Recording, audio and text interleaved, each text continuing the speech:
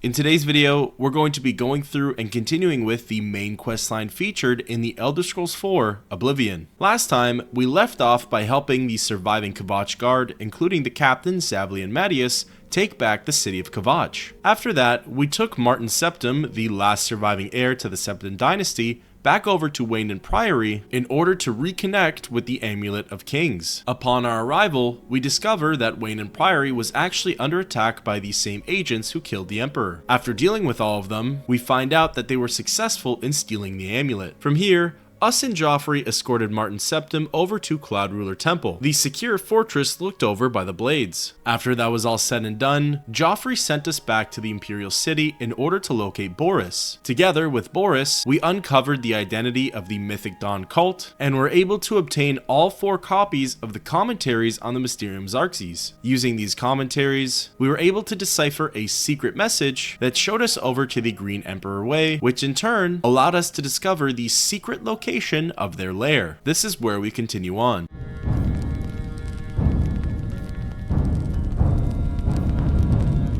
We pop open our map to see exactly where the Mythic Dawn's secret hideout is. Remembering the glowing inscriptions and what was specifically marked, we know it's above Shadenhall. So following our compass, we see that the Lake Arius caverns are marked. We take a look for our closest discovered location, which in this case is Lord Rugdump's estate. Fast traveling over, we mount our horse and ride a short distance southwest. Eventually, we find ourselves on a paved path that leads us all the way to the Lake Arius caverns. We dismount our horse and slowly approach the entrance. We're unsure of what awaits us on the other side, so we prepare ourselves for anything. Entering on through, we receive a quest update to keep our eyes peeled for the Mythic Dawn Shrine. Immediately after the first corner we turn, we see signs of cultist activity. There are Mythic Dawn banners hung from the ceiling, and most importantly, a cultist is waiting by a passageway that leads further on into the caverns. We approach, and he speaks with us. Dawn is breaking. We respond with, "Greet the new day." Welcome, brother. The hour is late, but the Master still has need for willing hands. You may pass into the shrine. Harrow will take you to the Master for your initiation into the service of Lord Dagon. Do not tarry. The time of preparation is almost over. The time of cleansing is near. The doorkeeper leaves to unlock and open the door for us, and then he comes back. Harrow awaits within. You should not linger here. The doorkeeper was pleased with what he heard, so that's points for us. Our cover hasn't been blown yet, so we enter inside of the lair. Immediately, a dark elf rounds the corner and speaks to us. I am Harrow, Warden of the Shrine of Dagon. By following the path of dawn, hidden in the writings of the Master, Mankar Cameron, you have earned a place among the chosen. You have arrived at an opportune time. You may have the honor to be initiated into the Order by the Master himself. As a member of the Order of the Mythic Dawn, everything you need will be provided for you from the Master's bounty. Give me your possessions and put on this initiate's robe. We have an important choice here. We can decline and therefore likely blow our cover, or we hand everything over. We choose the latter. Very good. Follow me. I will take you to the shrine. Harrow the Dark Elf begins walking away, and we follow him. We quickly take a look and see that we're wearing the Mythic Dawn robes. Together, we enter into a place called the Shrine Antechamber. This is a giant open area and seems to have Mythic Dawn paraphernalia tattered all over. We follow Harrow for a little bit and see that there's other Mythic Dawn members present within here. Go figure, but we don't have an idea on numbers. Eventually, Harrow goes through a door that simply leads us to the Dagon Shrine. Entering inside, Harrow stops and pauses at the entrance. We see that this is definitely a gigantic area, and there's likely a lot of significance to it. Harrow still doesn't move, so we speak with him to see what's happening. Shh! The Master is speaking. Immediately, we recognize that Mankar Cameron himself is present within this room. We make way to hear him speak. The Dragon Throne is empty, and we hold the Amulet of Kings. Praise be to your brothers and sisters. Great shall be their reward in paradise. Praise be. Hear now the words of Lord Dagon. When I walk the earth again, The faithful among you shall receive your reward, to be set above all other mortals forever. As for the rest, the weak shall be winnowed, the timid shall be cast down, the mighty shall tremble at my feet and pray for pardon. So saith Lord Dagon, praise be. Your reward, brothers and sisters. The time of cleansing draws nigh. I go now to paradise. I shall return with Lord Dagon at the coming of the dawn. Mankar Cameron walks away from the altar and begins to cast some foreign magic.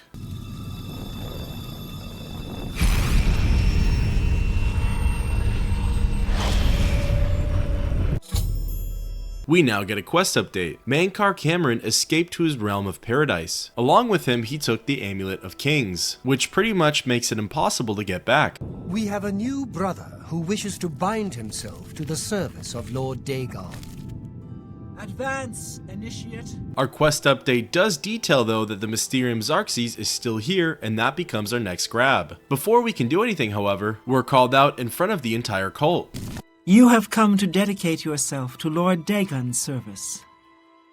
This pact must be sealed with red drink, the blood of Lord Dagon's enemies. Take up the dagger and offer Lord Dagon the sacrificial red drink as pledge of your own life's blood, which shall be his in the end. We have the option of refusing to do this act, which again will blow our cover, so instead we agree to do it. Lord Dagon thirsts for red drink. Sate him. Ruma Cameron wants us to kill the Argonian sacrifice. We approach the altar and see the silver dagger. Beside it is actually the book that we need, the Mysterium Xarxes. We're tempted to grab it right now, but there's too many eyes on us. So we just take the dagger and approach the prisoner, Julius. Trying to speak with Julius will just give us the option of freeing him, which, again, if we do so, will likely blow our cover. So instead, we equip the silver dagger, and in one swift slash, kill the Argonian. Well done. You are now a member of the Order of the Mythic Dawn, one of the Chosen. Your life belongs to Lord Dagon. Unfortunately, we had to do a pretty horrible thing, but in our mind, the end justifies the means. The Mythic Dawn now accepts us as one of their own, so it's up to us to use this to our advantage in order to steal the Mysterium Xarxes. Wandering around, we see that the environment is a little less tense and a little more friendly, so we pick out a random Mythic Dawn guard and speak to him. Welcome, brother. You are one of the Chosen now. We begin by asking him about Mankar Cameron. The Master knows the secret mind of Lord Dagon. He speaks with him and teaches us from his holy book, the Mysterium Xarxes. You are fortunate indeed to have heard the Master preach at your initiation. We then ask him about Mehrunes Dagon. We have been preparing for the coming of Lord Dagon for many years. You come to us at a fateful time. The Master has promised us that the time of preparation is almost over. The time of cleansing is almost here. We then question him about the Mysterium Xarxes. Lord Dagon wrote it with his own hand and gave it to the Master as a sign of his favor. None but the Master may touch it or read from it. You were fortunate to have heard the Master read from its sacred pages. Then lastly, we ask about the time of cleansing. It is very near. Don't worry. We await only the Master's word before we throw open the gates to Oblivion. When Lord Dagon himself walks the earth, our victory will be complete. He will rule over Tamriel and the Mythic Age will be restored. Exiting the conversation, we note that the time of cleansing sounds pretty bad. We expected the Mythic Dawn to do its worst by trying to make Mehrunes Dagon walk on Nirn, but knowing that they have a time frame and a plan set in motion certainly unsettles us. Trying to venture off around the lair, we notice that Harrow the Dark Elf follows us around. This is likely meant as a sign of distrust, and that he's set to keep an eye on us to make sure we don't cause trouble. The rest of the accessible lair itself is relatively small. From what we see, there's probably around 10 or so Mythic Dawn agents. Apart from the rooms we've already been in, there's one room dedicated to worship and meditation, and there's another room dedicated to rest and relaxation. At one point, we made our way back to the first area of the antechamber, and of course, Harrow was following us, when all of a sudden, another member of the Mythic Dawn cult ran up behind us and began attacking him. I have no clue as to what started the altercation, but we've seen something like this before with the Dark Brotherhood, where at one point, Antoinette Marie began attacking Ochiva, and it ended in one of them dying. We knew that this was likely going to be a fight to the death, and worst case, one of the lowly cult members gets killed and we don't have to deal with them afterwards, while best case, Harrow himself dies and we're able to get all our gear back. Well, unfortunately, it was the former of the two, but still, there's nothing we can quite complain about. With all of that commotion out of the way, it was finally time to enact our plan. We went back into the Dagon Shrine room in order to isolate Harrow. Then from here, we took out our silver dagger, which we were allowed to keep, and began hacking away. Obviously, we didn't have any of our good gear, and the dagger would only do so much damage. Plus, Harrow kept healing after every combo we managed to land. Eventually, we were able to overwhelm him and defeat him. We happily looked inside of his inventory and noticed that every single one of our items was there. We took everything back and equipped our best gear. It was now go time to rush the altar and grab the Mysterium Xarxes. There were only 2 Mythic Dawn agents in our pathway remaining. The first one was the guard whom we spoke to earlier, and he was absolutely no problem to defeat. The second was Ruma Cameron, the cultist who had us kill Julius. Ruma didn't have very much health, however, she did wield a very powerful Staff of Storm, which took down a decent chunk of her health. Eventually though, we were able to defeat her as well. From here, we rushed up to the altar and opened up the Mysterium Xarxes. Inside was an abundance of Daedric scripture, writing, and runes, and we weren't able to understand any of it. Adding it into our inventory had this effect.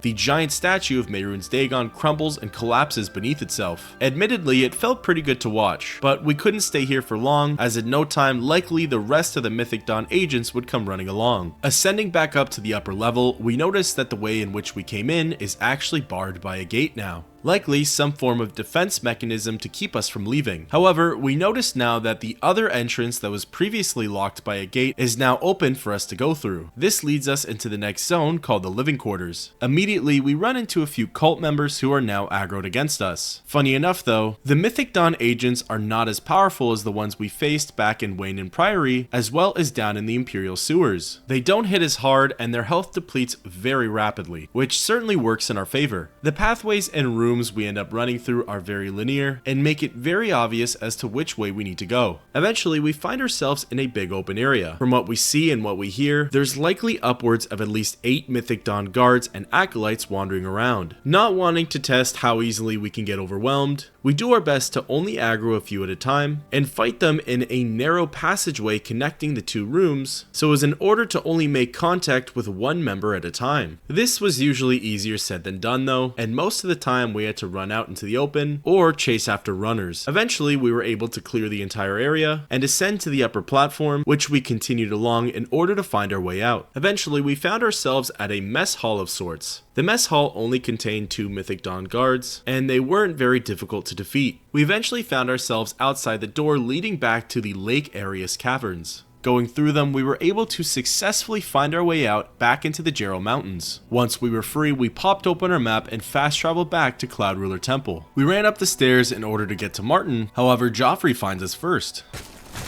Thank Talos you've returned safely. Do you have the amulet? We tell him Mankar Cameron escaped with it. Please tell me you have some good news. We reply that we have the Mysterium Xarxes. Ah, good. You should take that to Martin right away. He'll be in the Great Hall reading. He's hardly taken time to sleep since you left. With that, the conversation ends and we continue to rush through the doors of the temple. Inside, we see Martin reading at a table. We approach and speak with him. Ah, you're back. I told Joffrey not to worry. I can see you've had bad news. You didn't recover the amulet, did you? We say no, but we have the Mysterium Xarxes. By the 9! Such a thing is dangerous even to handle. Forgive me. You were right to bring it, but you'd better give it to me.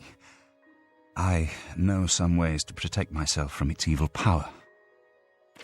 We ask if the Xarxes can lead us to Cameron. I don't know. Maybe.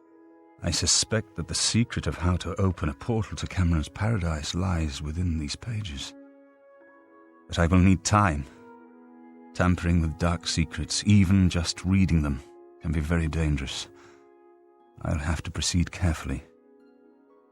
In the meantime, you should speak to Joffrey. He was concerned about reports of spies in Bruma.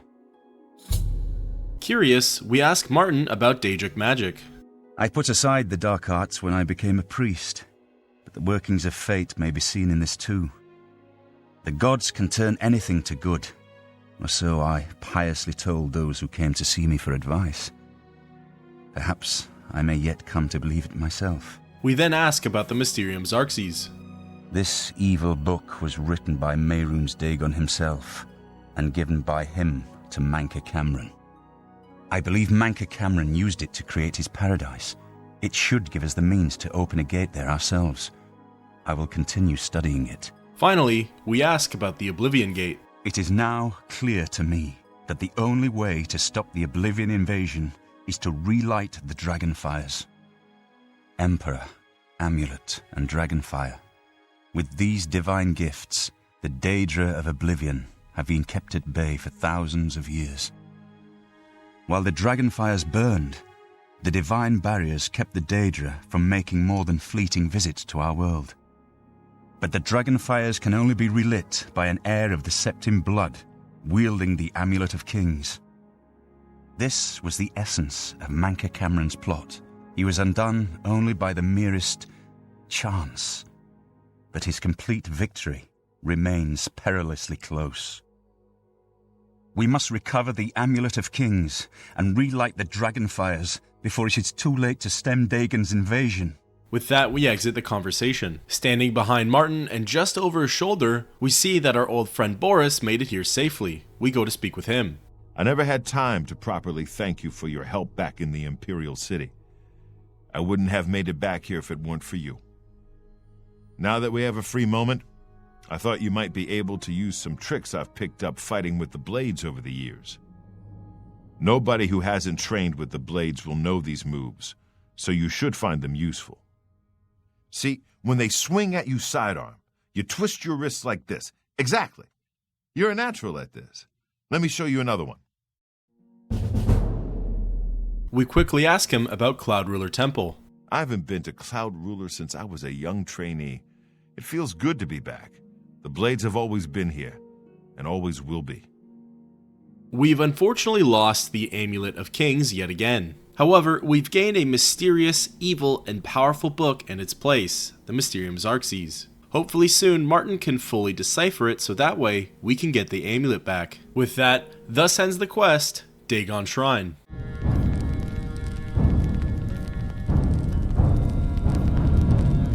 After completing Dagon Shrine, we hit quite a unique point within the main questline. If you adventure around, you're likely to come across a lot of randomly placed Oblivion gates. Story-wise, this probably has to do with the enemy becoming more and more powerful and slowly beginning their Daedric invasion. One of the prime examples of this is if we travel over to Fort Such in County Kvatch, we'll see a small garrison of Imperial Legion soldiers lined up outside of it. Speaking to one of them sounds like this.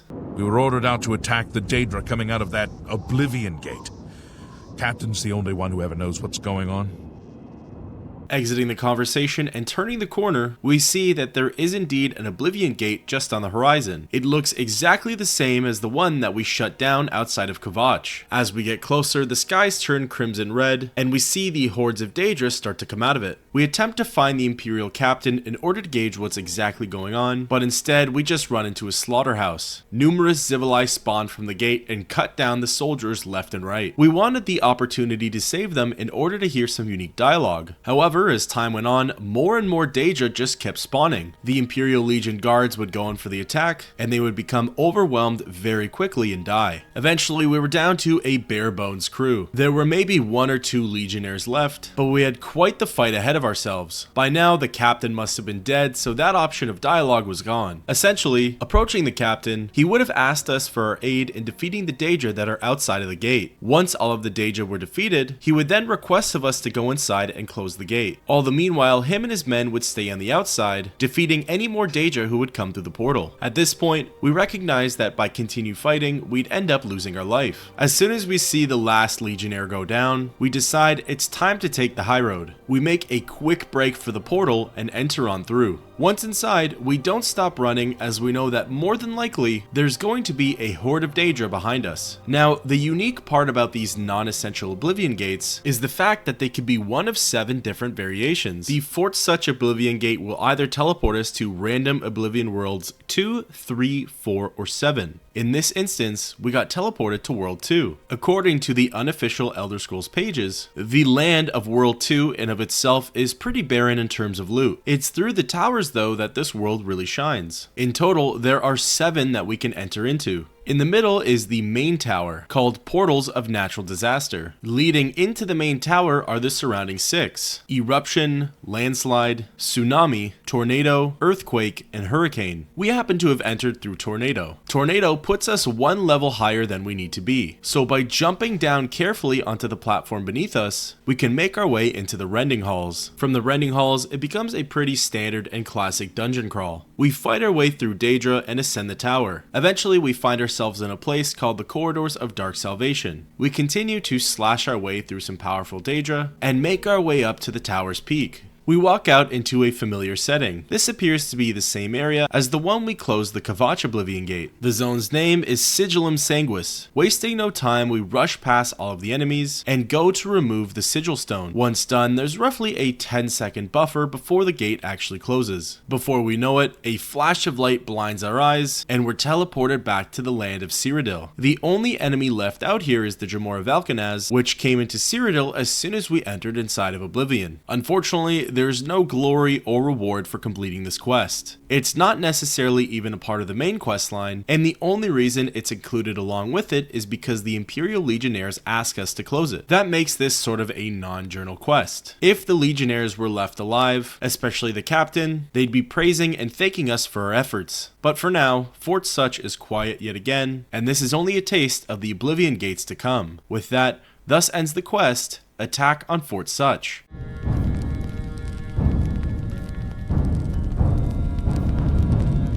After dealing with the Oblivion Gate, we can fast travel back to Cloud Ruler Temple. Arriving, we ascend up the stairs to the fortress and enter on inside. Awaiting us there is Joffrey, with whom we speak to. I hope Martin knows what he's doing with that evil book. I fear for what it could do to him if he's not careful. Because it's there as an option, we ask Joffrey about Boris. I'm glad to have Boris here. He guards Martin night and day. His way of atoning for the death of Emperor Uriel, I suppose. We then ask Joffrey about the supposed spies. Ah, yes, I hope you can help. The gate guards have reported seeing strangers on the road for the past several nights. I cannot leave Cloud Ruler undefended while my men search the whole mountainside, but these spies must be eliminated. We tell him we'll find them. Thank you. Talk to Stefan. He can tell you where he has seen them. Captain Bird in Bruma may also be able to help. I've asked the Countess to have the guard keep an eye out for strangers. Track down the spies and kill them. Find out what they know and what they're planning, if possible. Exiting the conversation, we leave the inside of the temple and find Captain Stefan walking the walls. We approach and speak with him. What can I do for you, sir? We ask him about the spies. We always see them near the rune stone at dusk. They aren't too woodcrafty, but Grandmaster Joffrey has forbidden us to range too far from the walls. But it seems that you have been given the freedom to attack the enemy that we all crave. Good luck. We will keep the Emperor safe here. Don't worry. Exiting the conversation, we pop open our map and see that the runestone is a short distance away. We stumble our way down the hill and eventually find ourselves at the base of the Hestra runestone. We remember what Captain Stefan told us. The spies are usually active at around dusk, so we force a wait until 7 p.m. And to our surprise, standing right in front of us is a woman. As soon as she officially spots us, she conjures her Mythic Dawn armor. A fight breaks out, but it doesn't last very long. 2 swings with Goldbrand and the enemy was defeated. We get a quest update telling us that her name was Jurl. The update also tells us that we should probably go check in with Captain Bird in order to gain more information. Before going, we look inside of Jurl's inventory and notice that she has 2 keys on her, one leading to a basement and one for her home. It's at this point we travel to Castle Bruma and head on inside. From here, we make our way into the captain's barracks and spot Captain Bird amongst the rest of the watchmen. We approach and speak with him. Go away! I'm Captain Bird, commander of the Bruma Guard. We inquire about the spies. Except for Gerald coming back from a trip down south, things are pretty quiet. Not much travel right now with the Oblivion crisis. I've told my men to keep a sharp eye out, but I've had no reports of any strangers in town. What about you? Turned up anything suspicious? We informed Captain Bird that Jurl was a Mythic Dawn agent. God's blood! So she was the spy? Seems there's no one you can trust these days. Since you're working with Cloud Ruler Temple, I'm going to authorize you to search Gerald's house. I'll pass the word to my men. We won't interfere. I trust that you'll handle things appropriately. The less I know about it, the better. Exiting the conversation with Captain Bird, we leave the barracks and exit the castle. From here, we make our way across town and find ourselves at the entrance of Jurl's home. Entering inside, everything seems within the ordinary. There isn't anything telling within her chests, shelves, dressers, and barrels, as well as there isn't any evidence left out. The one thing we do notice is a trap door leading down to Jurl's basement, and wouldn't you know it, the basement key that we looted off of her is the same key that unlocks it. Descending down, we find a secret room that looks like it's housing a second person. Down here we find multiple copies of different volumes for the commentaries on the Mythic Dawn, and most importantly, we find a note titled Jurl's Orders. Reading it, we receive a quest update that we should bring these orders immediately to Joffrey. The orders read, Jurl, the Master was pleased to hear of your activities outside of Coral. The more gates that we open, the nearer we are to glorious cleansing. The Master has chosen you and Severi for a most crucial mission, a sign of your advancement through the ranks of the Chosen. We have learned that the Septim Heir has gone to ground at Cloud Ruler Temple, the lair of the accursed blades. The Master has made its destruction the top priority of the Order, and Lord Dagon has committed whatever resources are required. Pending your report on the Septim's activities at Cloud Ruler Temple and your assessment of temple defenses and possible routes of escape, we plan to open a great gate in the open ground before Bruma as soon as possible. Remember, the first 3 lesser gates represent only the preliminary stages of Great Gate deployment. Do not in any way compromise your cover in defense of these gates. New ones can be quickly and easily reopened, and once the Great Gate is opened, the fall of Bruma is assured. Cloud Ruler Temple cannot stand long after that, and the Septim will be caught like a rat in a trap. We would welcome any further details you can offer concerning the Imperial agent who rescued Martin from Kvatch, but again, we caution you, do not risk a confrontation. This individual is not to be trifled with. The dawn is breaking, Ruma Cameron. Feeling somewhat flattered that the Mythic Dawn considers us a threat, we put those feelings to the side as now we have even more grave news. The Mythic Dawn has planned to open something called a Great Oblivion Gate, in the hopes that it's going to overwhelm the city of Bruma and in turn cause the collapse of Cloud Ruler Temple. We should definitely hand these orders over to Joffrey as soon as possible. Before doing so though, we return back to the city of Bruma in hopes of finding the second spy, someone by the name of Severi. We take a look at the titles for each home and notice that none of them belong to this person. Only then do we remember that both the spies usually kept an eye on Cloud Ruler Temple at dusk. Given the current time, we decide it best to check the Hestra Stone. As we get in close, we notice movement and light going on behind one of the boulders. It's then that Severi Farum, the second spy, leaps out from behind the rock fixture and begins attacking us. Severi takes a little more than 2 hits to kill, however, she still isn't very difficult, and within no time we successfully kill the second spy. Now, we're able to return back to Cloud Ruler Temple and report back to Joffrey on our success as well as what we found out. What have you learned about the spies? We show Joffrey Jurl's orders. Excellent work. I knew I could count on you. The gods did not idly choose you as their agent, whatever you may think. But it is clear that Mankar Cameron will soon bring all his power to bear against Bruma. I will warn the Countess of the danger. You should speak to Martin.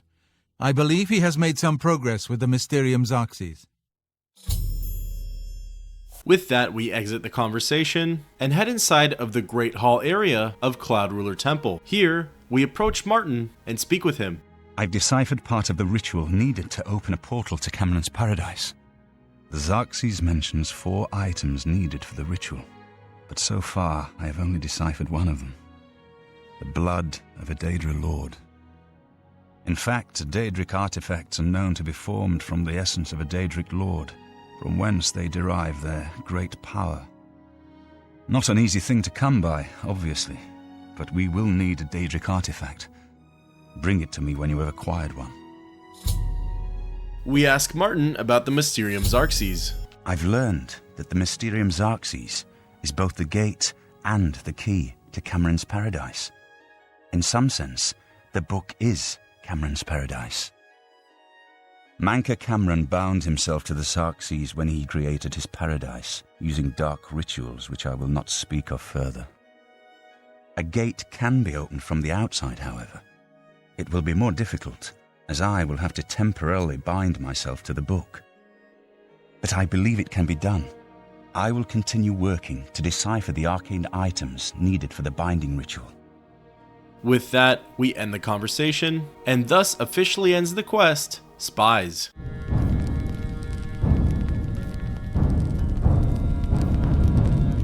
Our next quest is quite unique. Blood of the Daedra has us going out and finding at least one Daedric artifact to bring back to Martin in order to sacrifice it for the ritual. And depending on our actions before embarking on the rest of the main quest line, there's a very good chance that we already have at least one Daedric artifact to hand in. If you've watched previous videos on this channel, you'll know that we in fact do. However, for the sake of storytelling, we're going to go to one of the few Daedric shrines in which we did not embark on the quest with this character. Vermina's shrine is located south of Shadenhall, just off of Lake Popad. Arriving, we speak with the Dark Elf, Amar Duar, in order to begin this quest. Who are you, who dares to walk in the House of Shadow? What business do you have with the Lord Vermina? We inquire about the Shrine of Vermina. Here we worship Vermina, praying for her to grant us true visions. What is your business here? We say we wish to speak with Vermina. To speak with Vermina, you must offer a black soul gem to the Daedra Lord. A pretty straightforward task. We know that we have a black soul gem back in our private stash in the Imperial City. Fast traveling over to the Market District, this is when something quite remarkable happens. After completing the quest Dagon Shrine, whenever we're in a major city, if one of the various undercover Mythic Dawn agents spot us, they'll automatically blow their cover, transform, and attack us on sight. In this case, Ulan Athram the Dark Elf lost his life because of it. Moving along, we go to our hidden stash and pull out our black soul gem. From here, we're able to fast travel back to the Shrine of Vermina and interact with her statue. We meet again, mortal. For we have met before, whether you know it or not. When you mutter in your sleep, you speak to me. When you waken wet with sweat, you've just left my house. I dwell in your dreams. I savor your nightmares. Now you will serve me. The wizard Arkfed has the orb of Vermina, snatched from the dreams of my followers and dragged into the waking world. Travel to his tower and retrieve my orb. Take care, though, mortal. In my orb, Arkfed has found more than he bargained for.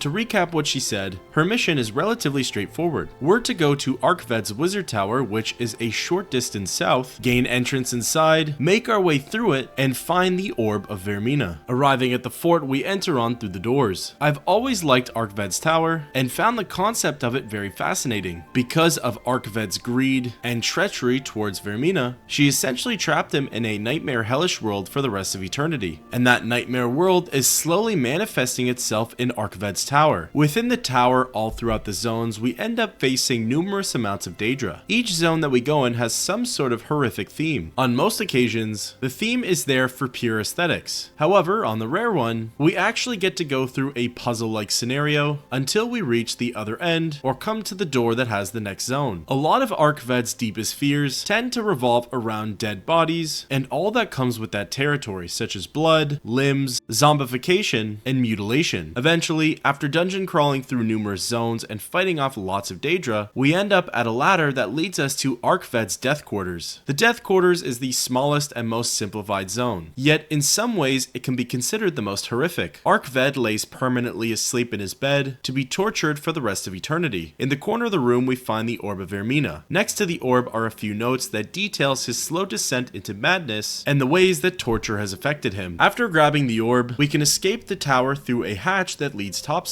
Once we're back in the outdoors, we can fast travel back to the shrine and present the orb to Vermina. My orb is returned, and Arkved will live out the rest of his days in nightmare.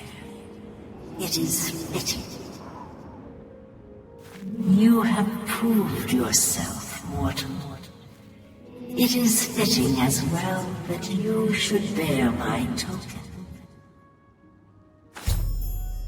With that, we complete the quest of Vermina, and she hands us over the Skull of Corruption, aka a Daedric artifact. There are a total of 15 Daedric artifacts that we can hand over to Martin. There are some that are extremely useful no matter what class or race you're playing. And on the other hand, again, given the circumstances of your character, there might be some that you have zero use for. In our case, there's probably at least half a dozen in which we don't use. So with that in mind, and with at least one Daedric artifact secured, we approach and speak with Martin. The next section of the Mysterium Xarxes is very difficult. I haven't deciphered the rest of the ritual yet. I hope you are making better progress. We bring up the topic of Daedric artifacts. I won't ask what you went through to obtain this, my friend. I know all too well the depravity of the princes of Oblivion. Are you ready to give me the artifact? Remember, the ritual will consume its physical form. It won't be seen again on Tamriel for many years. It's at this point we're given the option of which artifact we want to hand over. Again, as Martin said, whichever one we choose gets removed from our inventory, and there's no way we can get it back within this game. For the type of character we're playing, the option is fairly obvious, and we choose to hand over the Savior's Hide. There is no disguising the bestial nature of some of the Daedric princes. We ask what else we can do to help. You should talk to Joffrey. He needs your help. Trouble down in Bruma, I think. With that, we exit the conversation, and thus ends the quest, Blood of the Daedra.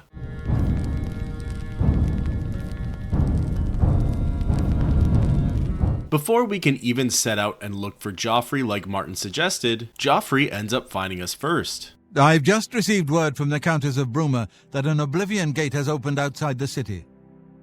It seems that the Mythic Dawn are putting their plan to attack Bruma into motion. Since you've dealt with these gates before, I'd like you to help the Countess's guard close this gate. Once they've seen how it's done, they should be able to handle any new gates on their own. We ask where the gate is. Captain Bird is waiting for you outside the Bruma City gate. He'll show you the Oblivion gate, although I doubt it will be hard to find. We leave the conversation and exit Cloud Ruler Temple. Popping open our map, we see that the Oblivion Gate opened up right outside of Bruma's East Gate. We travel over to the stables and see the captain's guard standing nearby. We approach and speak with Captain Bird. Thanks for coming. Since we had the hero of Kvatch available, I didn't think it made sense to try this on our own the first time. We're ready when you are. Just say the word and we'll follow you into that hell-spawned gate. We tell him we're ready. All right, give me a minute to talk to the men. Everyone's a bit jumpy right now.